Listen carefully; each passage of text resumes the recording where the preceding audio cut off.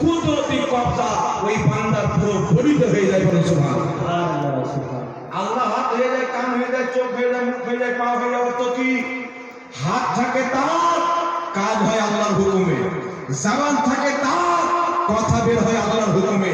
তার কারণে আমার আপনার নবী ইবনে মাজাহ শরীফের মধ্যে বিশুদ্ধ হাদিসে বলেছেন, আল্লাহ পাকের কিছু ওলি হয় যারা ফাটা পুরানা লেবাস পরে, ফাটা পুরানা কাপড় পরে, তাদেরকে দেখে মানুষ পাগল মনে করে, কিন্তু তাদের মর্যাদা, তাদের ফজিলত আল্লাহ দরবারে এত থাকে, তারা যেটাই বলে আমার আল্লাহ সেটাই করে। বলেন সুবহানাল্লাহ।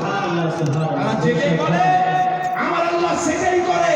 তাই পীরে পীরা, মীরে মীরা, গৌসুল আজম আব্দুল কাদের জিলানী মৃত্যু ব্যক্তির কবরের পাশে গিয়ে যখন বলতেন মুর্দা জিন্দা হয়ে যা, নবীর হাদিস অনুযায়ী আমার আল্লাহ মুর্দাকে পর্যন্ত জিন্দা করে দিতে। বলেন সুবহানাল্লাহ। সুবহানাল্লাহ।